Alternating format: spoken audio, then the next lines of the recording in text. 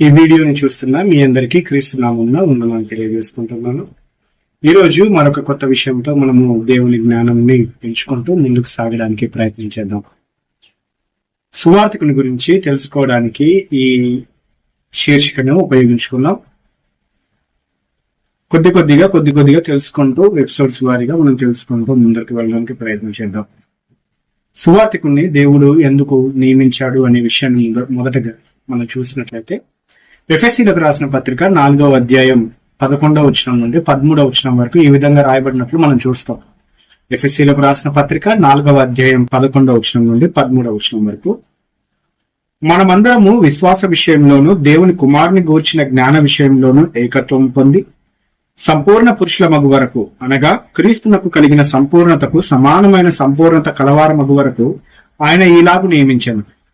పరిశుద్ధులు సంపూర్ణులగునట్లు క్రీస్తు శరీరము క్షేమాభివృద్ధి చెందుటకును పరిచర్య ధర్మము జరుగుటకును ఆయన కొందరిని అపోస్తలులను గాను, కొందరిని ప్రవక్తలను గాను, కొందరిని సువార్తికులను గాను, కొందరిని కాపర్లు గాను, ఉపదేశకులు గాను నియమించాను.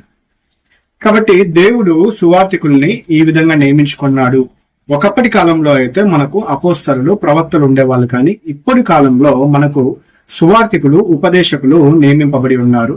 కొన్ని స్థానిక సంఘాల్లో కాపర్లు ఉండడం మనం చూస్తూ ఉంటాం. ఎందుకోసం ఈ విధంగా ఏర్పాటు చేశాడు అనేది మనం ఆలోచిస్తే, మనమంతా విశ్వాస విషయంలోను దేవుని కుమారుని గూర్చిన జ్ఞాన విషయంలోనూ ఏకత్వం కలిగి ఉండాలి అని, ఒకటే ఆలోచన కలిగి ఉండాలి, ఒకటే ఉద్దేశం కలిగి ఉండాలి.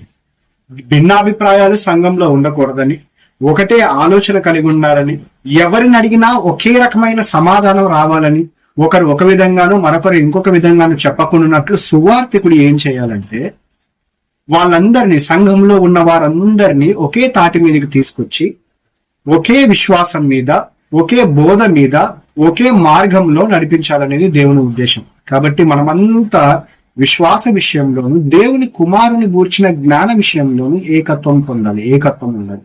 భిన్నాభిప్రాయాలు ఉండకూడదు.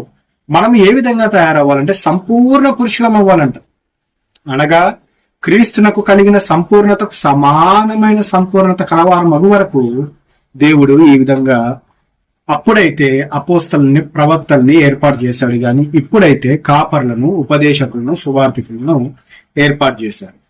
కాబట్టి సువార్తికుని పని ఏంటంటే మనందరినీ ఏకత్వంలోకి తీసుకురావడం, మనందరినీ ముందుకు నడిపించడమే, మనందరినీ ఒకే ఆలోచన మీద, ఒకే విశ్వాసం మీద, ఒకే మార్గంలో నడిపించడానికి దేవుడు ఎన్నుకున్నవాడు, దేవుడు నియమించాడు సువార్తికుల్ని.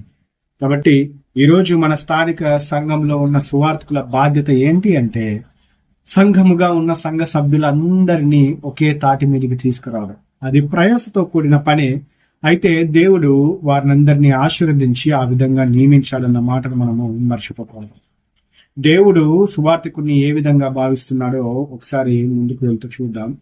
కొరింథీయులకు రాసిన మొదటి పత్రిక 3వ అధ్యాయం 8వ వచనంలో, కొరింథీయులకు రాసిన పత్రిక మొదటి పత్రిక 3వ అధ్యాయం 8-9 వచనంలో, నాటువాడును నీళ్లు పోయివాడును ఒక్కటే, ప్రతివాడు తాను చేసిన కష్టం కొలది జీతము పుచ్చుకొనును.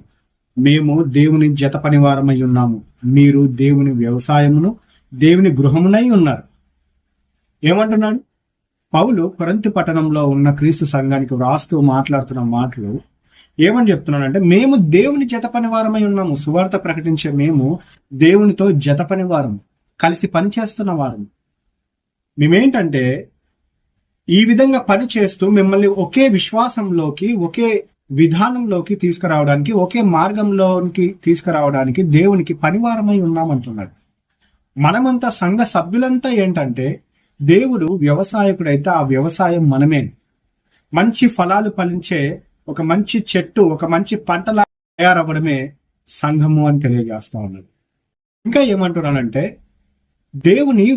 దేవుడు వ్యవసాయకుడైతే మనము దేవుని వ్యవసాయమై ఉన్నాం, దేవుడు పండించే పంట అయి ఉన్నాము. మనము ఫలాలిచ్చే పంటలాగా కనిపించాలి. కాబట్టి సువార్తికుడు ఒక పంట పండించే దాంట్లో ఆ పనివాడిగా పనిచేస్తా ఉన్నాడు, ఒక వ్యవసాయంలో కూలీగా పనిచేస్తా ఉన్నాడు, వనమాలిగా పనిచేస్తా ఉన్నాడు. యేసుక్రీస్తు వారి ఆధ్వర్యంలో మనమందరము ఒక మంచి ఫలించే పంటలాగా ఉండి దేవునికి అర్పించడానికి యేసుక్రీస్తు వారే ప్రధాన యాజకుడై ఉండగా, సువార్థికుడు వనమాలిలాగా కూలీలాగా పనిచేస్తా ఉన్నాడు. ఇదిగో ఏ చెట్టు ఎంతలో పెరగాలి, దానికి ఏం కావాలి, దానికి ఏ అవసరత ఉందనేదంతా సువార్థికుడు తెలుసుకుని దానికి కావలసిన ఎరువు, ఆ రాళ్ళు తీయడమో లేకపోతే ఇంకా అది ఫలించడానికి ఎన్ని ప్రయత్నాలు అయితే చేయాలో అవన్నీ సువార్థికుడు చేస్తూ చేస్తూ చేస్తూ ఒక పంట యొక్క ఆ తోటలో పనివాడిగా పనిచేస్తా ఉన్నాడు. కాబట్టి మనం గమనించుకోవాలి, సువార్థికుడికి చాలా బాధ్యత ఉంది.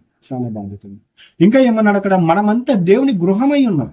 దేవుని ఇంటిలో వాతావరణం ఏ విధంగా ఉండాలో ఆ విధంగా మనల్ని నడిపిస్తూ చూసుకునే పని సువార్థికుడిదే.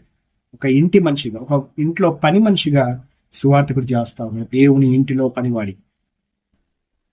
ఇదిగో ఎవరు ఏ క్రియ చేయాలి, ఎవరు ఏ పని చేయాలి, ఎంత టైంలోగా చేసేయాలి అనేవన్నీ సర్దితూ దేవుని గృహాన్ని చక్కగా నిర్వహించే ఒక మంచి గృహ నిర్వాహకుని పని సువార్థికుని ఈరోజు.